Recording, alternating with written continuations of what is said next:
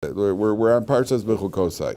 Okay, now I'll show you something over here. Page 708. So,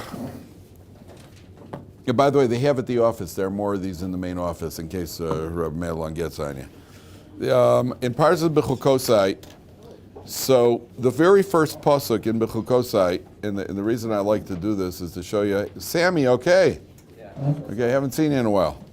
Okay. My spot, I just left it. I stuck in the meat bar. Okay, now I'm back.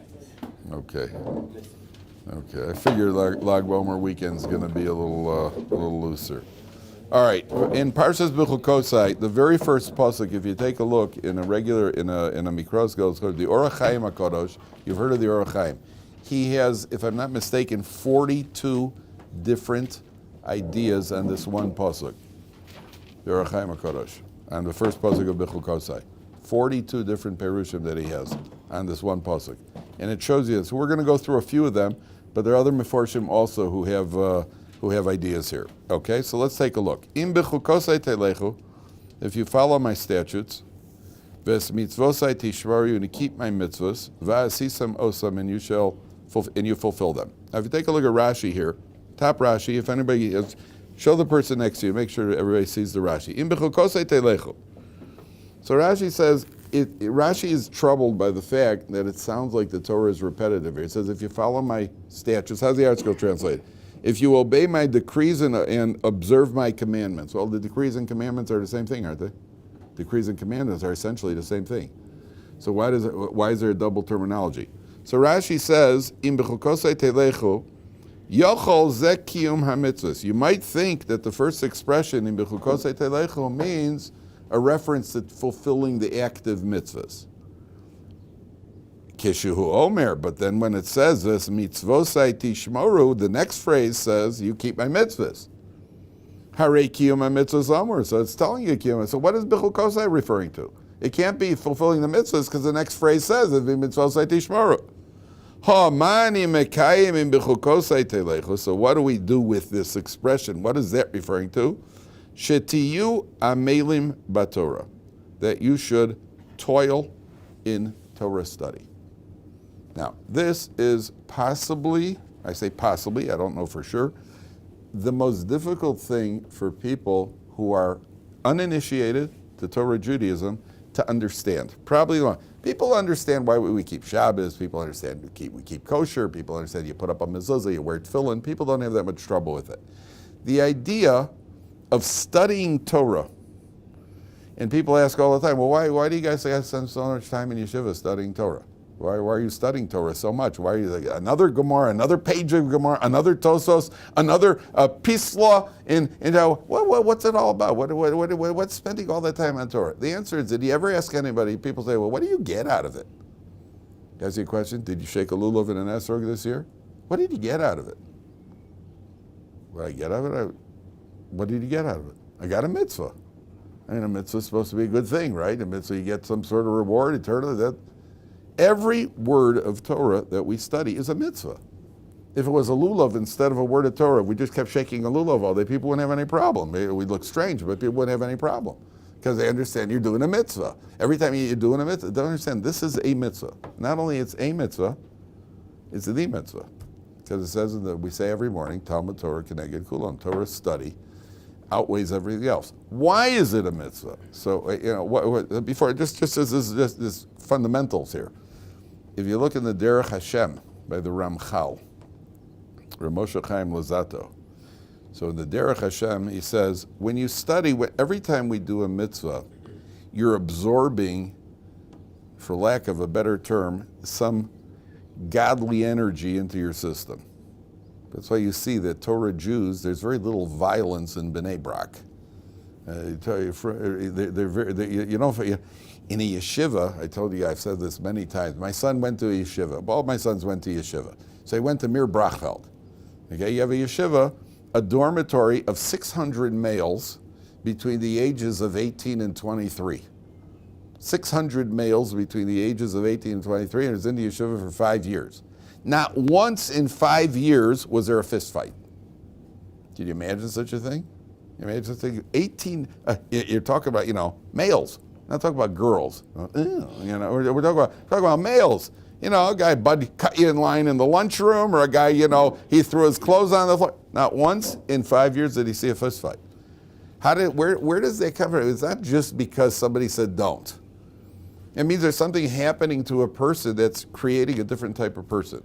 What's happening to us? Every time you do a mitzvah, there's some sort of effect, and it's not visible. It's not necessarily visible. It's not a visible effect. Just like when you take vitamins, people take vitamins their whole life, and if we know that a vitamin's having an effect, even if you don't see the effect, take antibiotics, we know it's having an effect.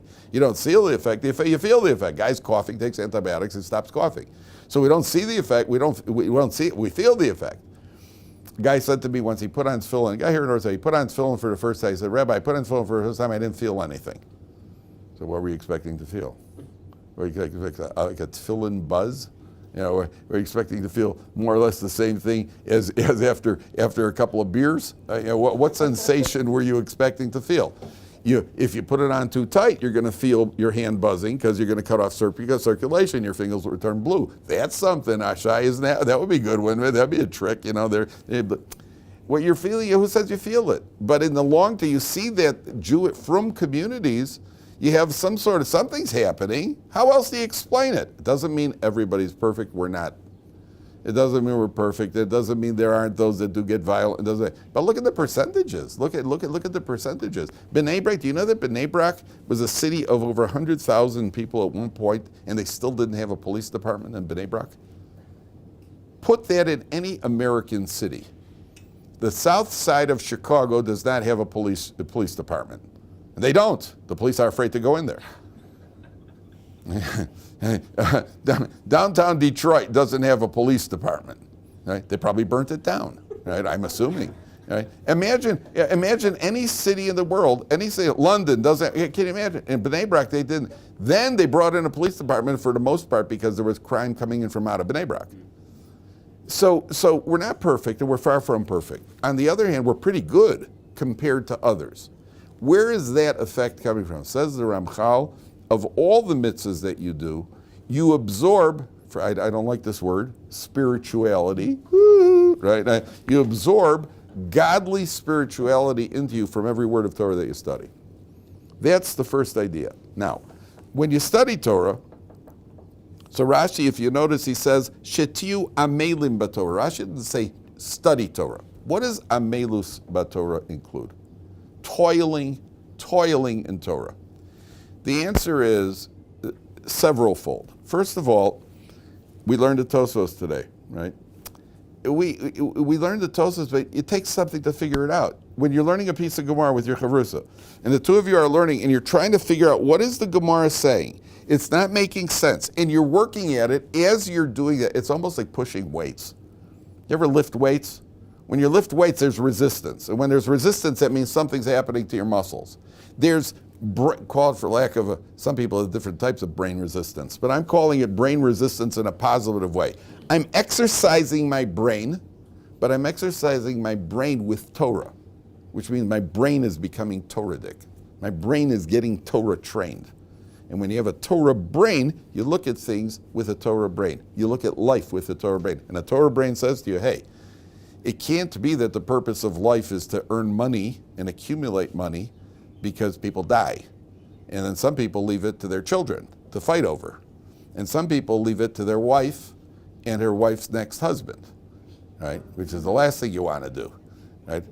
Rather be broke, right? Guy leaves. So what's his name? Mr. Heinz, who the owner of the Heinz ketchup factory, Heinz Ketchup. So he died. So who did his wife marry? John Kerry.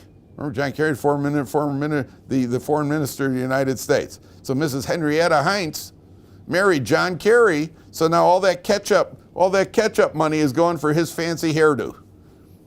If Mr. Heinz knew that he's going to die and his wife's going to marry John Kerry, he probably would have eaten mustard. Right? The last thing he would have done is go make ketchup for John Kerry. So he could probably use the ketchup as his hair cream or something. That's what you're living for. So a person with the Torah brain stops. We're rushing through life so fast we don't have time to think. The Torah brain takes a look and says, "This is really what it's about? This can't be what it's about. It can't be what it's about. That's the first thing that happens when you toil, when you work at Torah. It's not just that you're reading a book. That's the mistake. That's why I told you guys, the Rambam says, when we're studying Torah, we don't eat. You can drink something. Drinking is normal to have a drink. You don't eat potato chips and peanuts and what do you call it while you're learning Torah. You're doing something serious over here. If you're cutting diamonds, you wouldn't be munching on Doritos while you're cutting diamonds. Nobody cuts diamonds and munches on Doritos at the same time. What do you call it? Because it's important. Tiyuah Melim B'Torah means that we have to put the energy into the Torah, number one. That's the first idea. That's what the Ohr Somayach says. Number two, why does it say chukosai? What's a chukah? Can we turn on it's getting a little warm again. Let's put that on. Sorry, Mo. Sorry about the, yep. Yeah, it's warm. It's boiling hot. Yeah, I see. Yeah, 60 degrees because you got your thing on. Take it off like the rest of us. There's something called a chok. Does anybody know what a chok is? That is good. That's what it's translated. It's translated as a statute. And we generally understand the chok to be something that is not got a human understanding. For example, it's a chok that you can't wear woolen linen. Shatnez. Can't wear woolen linen, it's a chok. You can't eat chazer. Can't eat pork. Why not? Everybody does. Looks pretty good. Probably tastes good. You can't. It's a chok, whereas something like tefillin, on the one hand, we don't know exactly why we're putting on leather boxes, but we understand that somehow it's a badge of honor. That we understand. That speaks to me. It's a badge of honor that shows I'm devoted. I've been chosen by God, and I'm wearing like you get a medal in the army, right? In the army, they give you a medal. It's a badge of honor. You get some sort of badge of honor. So there are certain things that are laws that don't say to make something too much sense to us. Why is Torah called Torah? It says Bim Bechukotai Telechu. So Torah study is a chok. It's a chok. Why is it a chok? So there's a mitzvah. How many times do you have to review Gemara? How many times if you 100? There's no number. There's no limit. Not only that, the Gemara itself says, two people who are studying Torah. One guy reviewed it 100 times, and one guy reviewed it 101 times. You can't compare them. Can't compare the two. He reviewed it 100 times, he reviewed it 101 times. Well, I got to tell you something. If you review something 100 times, and then and another guy reviewed it 101, they're pretty comparable to me. You're not going to be able to tell much qualitative difference. So why is it that they're not comparable? The answer has to do with an attitude. If you reviewed it 100 times, there's a sense that, okay, I'm done. I did it 100 times. 101 means I'm starting on my next 100. It's a complete indication of an attitude. So Torah, this is a remarkable thing. If you learn Torah, and you know Torah, you know it already, and you review it again, you know that every word's a mitzvah. Let's read this pasuk. Im bechukosai telechu, 3 mitzvahs. Just did 3 mitzvahs. Ves b'sosai tishmaro, another 3 mitzvahs. Now let's do that again. Im bechukosai telechu, I just got another 3 mitzvahs. So did you. Ves b'sosai tishmaro, another 3 mitzvahs. And if you review it 1,000 times, no matter how well you know it, that's a chok. That's a chok. And the chok is that every word of Torah that you study, whether it's Chumash, whether it's Halacha, whether it's Mishnah, whether it's Gemara, whatever you study is a mitzvah. Amelus b'Torah means you're working at it, and it's doing something, it's having an effect on the neshama. Rav Moshe Feinstein says, you know why we have to work at it? When you work at something, it shows it's important to you. If you work at something, I've seen women do cake design. Right? You know, there are women who will stay up when they're baking a cake. There are women who will stay up till 2 o'clock in the morning designing a cake perfectly. If you work at it, that means it's important to you. And if you don't work at it, if your mother asks you to fold the laundry, I wonder what that laundry is going to look like. When you fold the laundry and your mother folds the laundry, it comes out different somehow. Somehow when she folds it, it looks like, perfect corners, perfect. And when you fold it, it looks like the theoretical possibility of matter without form. Why is that? Just wasn't that important to you. Wasn't that important to you. But if it's important to you, all of a sudden, when it's important to you, I always tell my kids that. Don't tell me you couldn't do it. Tell me you didn't want to do it. Tell me that you didn't have time to do it. If it's important to you, you will do it and you'll have time to. It just wasn't important enough to you, which I understand. I have no problem with you, but tell me the truth. Don't tell me that you couldn't do it. I didn't feel like and if it's important to you, you'll do it, and you'll do it well. And anything in life that you've ever done and you've done well, it's because it's important to you. Think about that. And if you didn't do well, I don't know about you. Homework was not. Homework was not. That's all. Let's just leave it at that. It just wasn't that important. But I worked on my left-handed dribble. That I worked on. That was important. I did. That was important. Right? Also, what do you call it? If you're making money, then you work at it. If it's important enough to you, you're going to work at it because you need the money. That's what the Torah is telling you. Number 3, in Bechukotai Teilechu. The word Teilechu. What does Teilech mean in Hebrew? You will walk. You will go. Exactly correct. What does it mean you will go in my statutes? And again, this is referring to Torah. What do you mean you will go connected to Torah? Because Bechukotai is connected to Torah study. So what does it mean you will go in Torah? What does that mean? Nothing you do, it's a way of life. You have to walk in it. Good. You live by excellent. That's certainly the meaning. It's a way of life. It's not just a study. It's a way of life. By the way, that answers the question. People ask all the time, how do you know that, we've got this tradition from Sinai, all the halachas? Maybe they made a mistake along the way. How do we know that it's all accurate? How do we know it's all accurate? The answer is, and people ask, well, have you ever at a party and they played broken telephone? And by the end of the line, it doesn't, you got something completely distorted. And the answer to that is simple. When you're at a party, after a couple of beers and a couple of illegal substances, so then playing broken telephone is trivial, and part of the shtick is to see how different it could be by the end of the line. Torah was the Bechukotai Teilechu. People weren't whispering it to each other. People weren't whispering Torah. How old were you when you knew what to do at a red light? Maybe 3. If you were slow, you were 3. Most people, you're sitting in the back of your father's car and driving him nuts when you were 2 years old. Red light, stop, right? Because you're a precocious youngster. That was before you ever read it. Green light, go. How did you know that? Because you were living it. Yellow light, daddy, go. Mommy, stop. Right? You chop the word. You saw what was going on. So when and even the subtleties of life you picked up. So when you're in a Torah home, my grandson, we made Havdalah last night. My grandson is one of them's 3. He was over, and the other one. You pick up the Havdalah flame.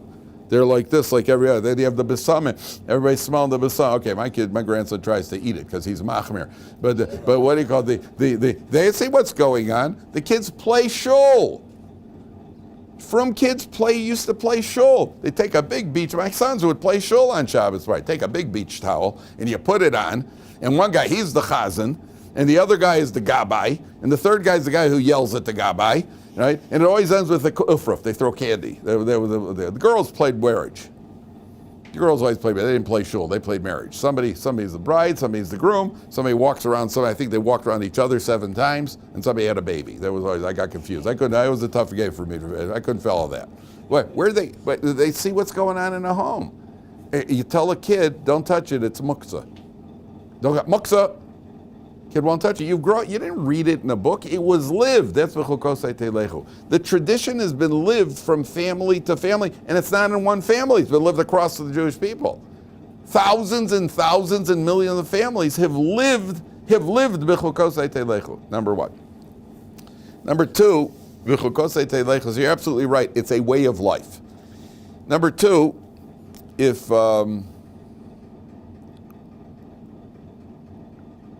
let's say you have some spare time. One of the definitions, listen carefully what I tell you now. One of the definitions of who you really are as a person is what you do with your discretionary time. You have a vacation. What do people do on vacation? What do people do? That tells a lot about you as a person.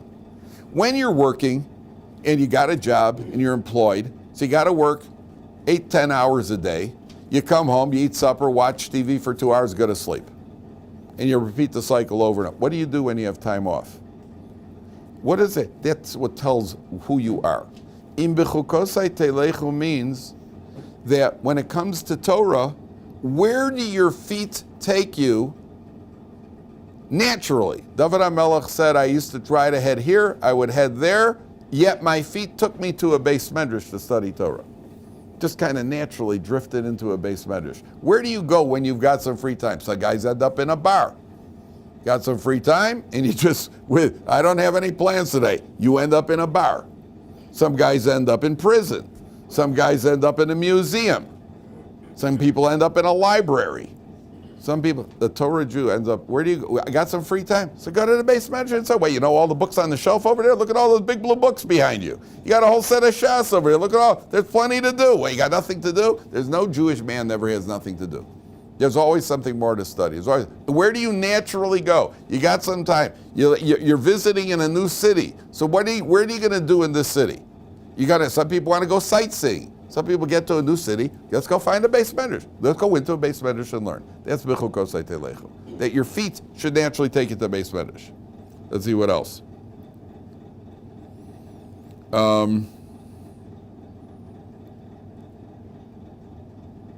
You learn while you travel. You ever been on a plane, El Al? Looks like a flying stiebel, no? Yeah. First you have a minyan. They're always davening. There's always a davening on the planes. By the way, just on the subject, if you're ever on a plane and they're davening, first of all, you can't assemble a minyan on a plane without getting permission from the flight crew.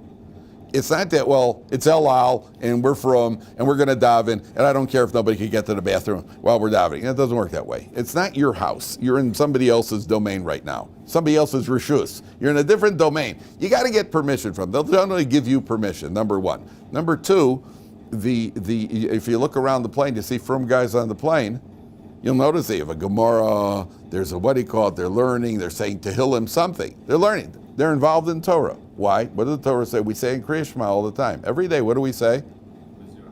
Uvelechtecha vaderech, even when you travel. You study Torah even when you travel. Torah protects us. You study Torah even when you travel. People on the plane, sometimes they have a daf yomi shir on buses in America. Guys live in Muncie. They got to drive into Manhattan. On the bus, they have what's the Long Island Express, the train? What's the train called on the East Coast?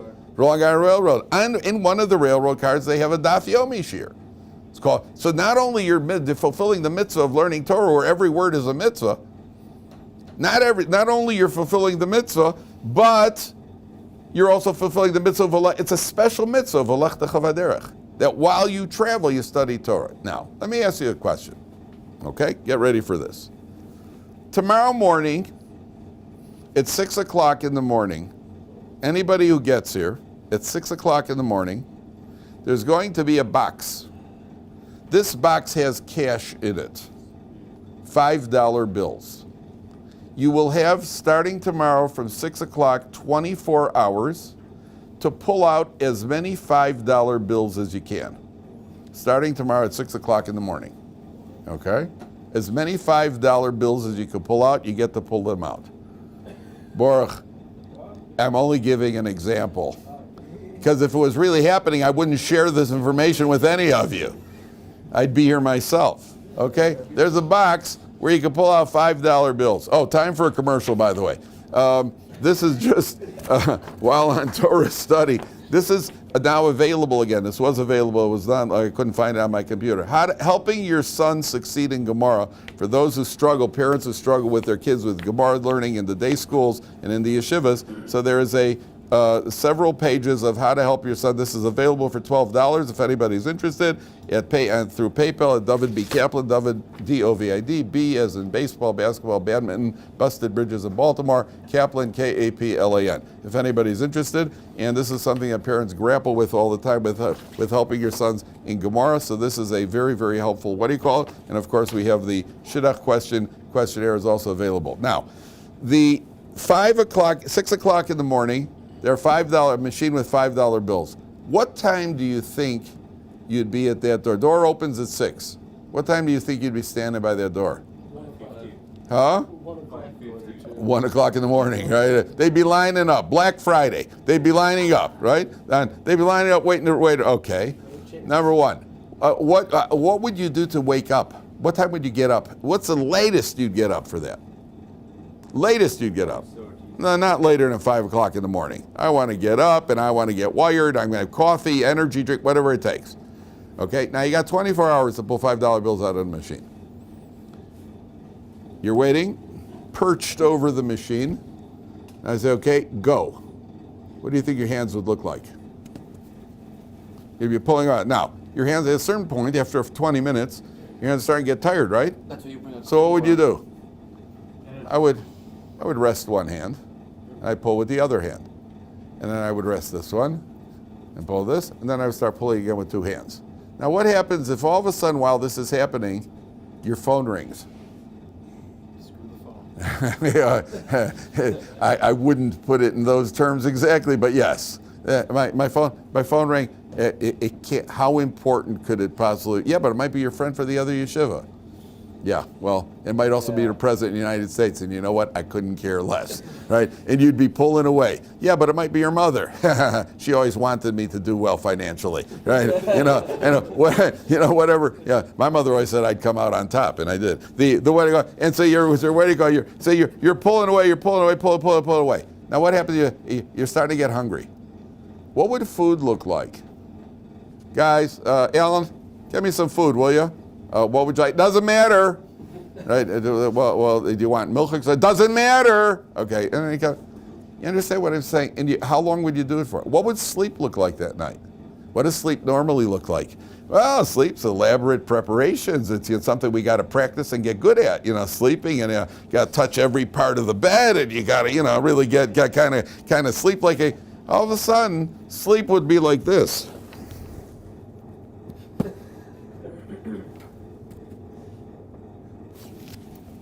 And that's what it'll look like. Okay, the reason I'm telling you this is that you've heard stories about Gedolim, the Stipler, Reb Chaim Kanievsky, Reb Steben, used to sleep 2 hours a night and learn Torah around the clock.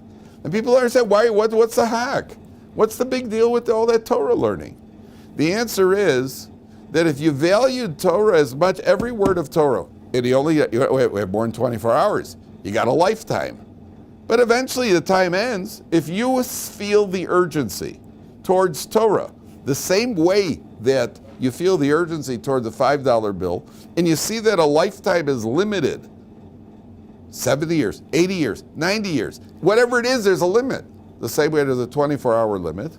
So then a person who feels that urgency that's how they would deal with them with Torah. Okay, what else? How many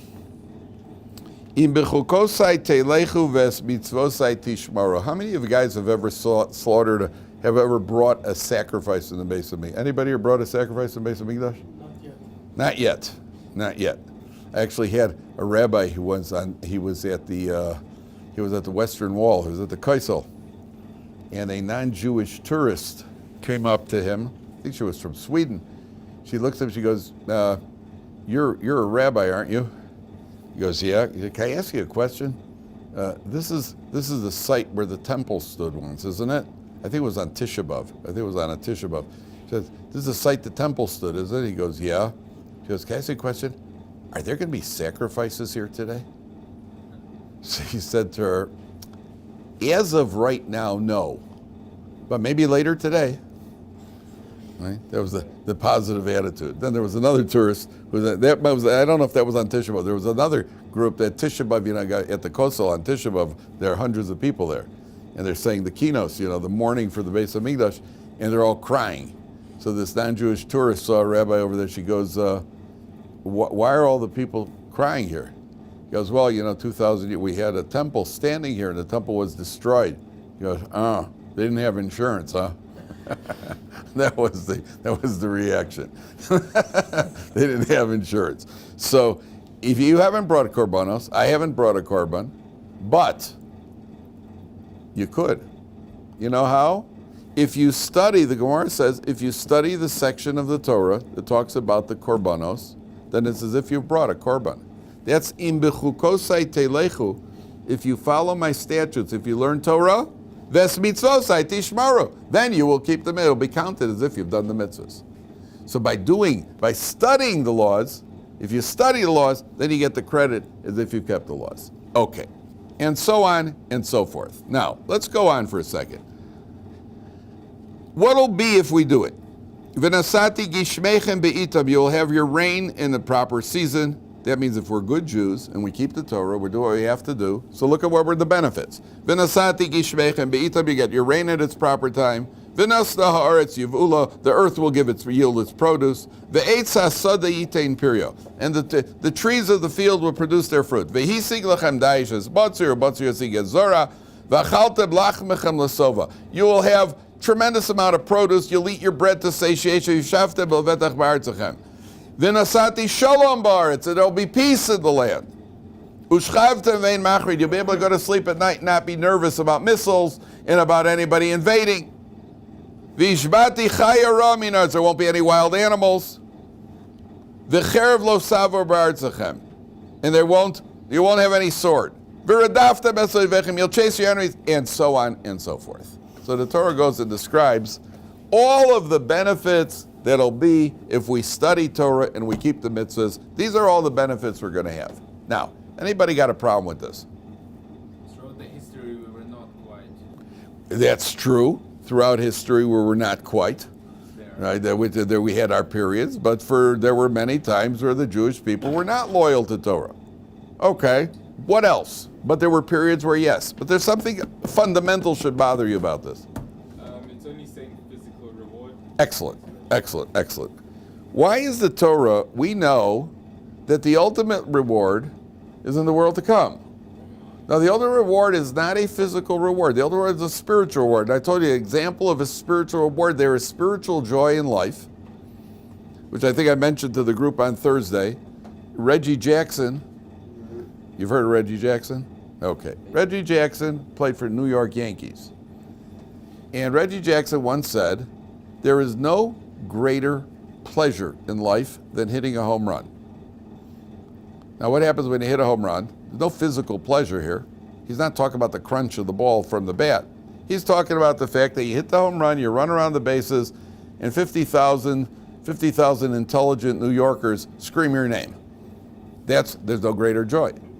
And an actor who comes out and gets an Academy Award and everybody, or a performer, and everybody claps, they applaud you. At that moment, walk up to the person and say, I'll trade you this, I'll give you a steak and fries in exchange for this. No one would do it. Why? Because that's not a physical pleasure. It's not a tangible physical pleasure. Anytime you've seen even something as silly as your sports team winning, and whether if you're a sports fan, you like that. There's something enjoyable. It's not a physical pleasure. If you see a friend you haven't seen for a while, and you're really happy to see him because he owes you money, right? And you're really happy to see him. That's not a physical pleasure. I told you a story, this Irish guy calls up a friend of his. He says, hey, Jake, we're having our 50th wedding anniversary. You're invited to come celebrate with us. So he says, okay. He says, okay, listen, where do you live? He says, he gives him the address. He says, when you get downstairs, there's an elevator.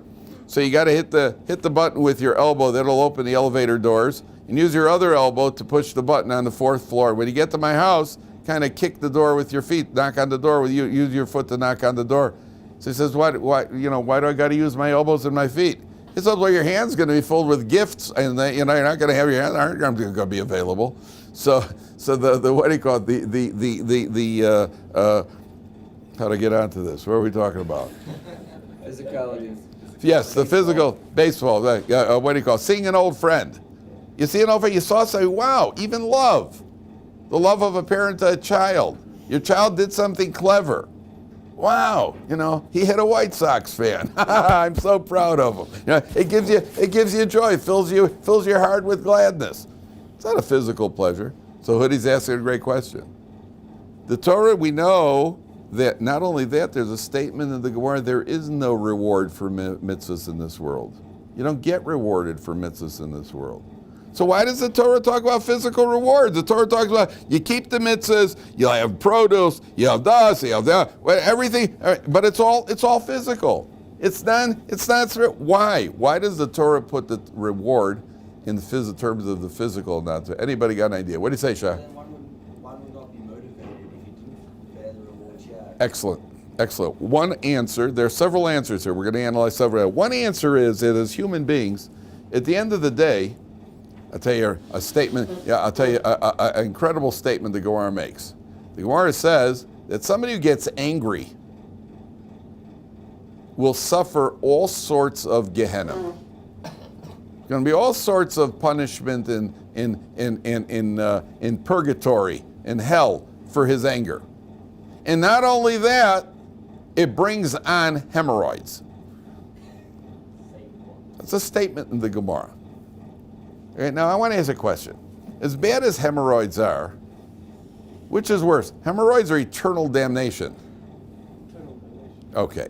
So when you're emphasizing something, I mean, if you tell a guy, imagine sentencing a guy committed a crime in America. You say to this guy, listen, you're going to prison for 30 years. And you know what else? No more pizza. And I got news for you. A guy going to prison for 30 years, at that point, no more pizza is pretty trivial to him. I could understand saying, it's like when your father punished you. Let's say you got nailed, you got a speeding ticket.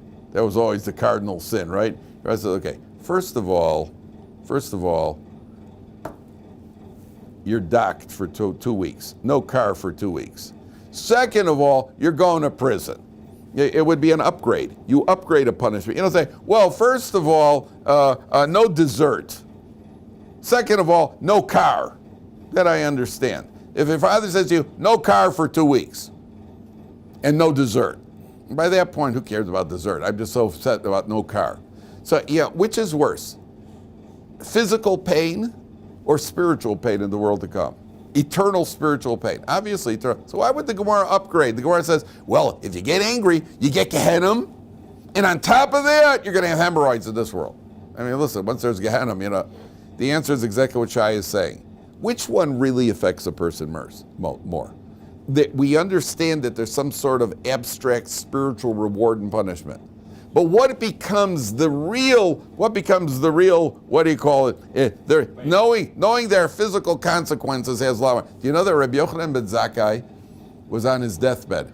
And his Talmudim came to him and they said, Rabbi Yochanan ben Zakkai, give us a bracha. You know what the bracha was? He said, you should fear God as much as you fear man. They said, that's it? He said, listen, when a person avoids doing an Aveira, he doesn't Aveira because he thinks, somebody sees me. With God, I'll work it out with God. I'm hungry, it's a cheeseburger, God created me and God are like this. I'll rationalize it. When somebody else sees me, then I'm all of a sudden on my best behavior. So it's exactly, answer number one is that the physical reward, physical benefits will motivate us. That's answer number one. Answers 2, 3, and 4 we'll see tomorrow. Thank you.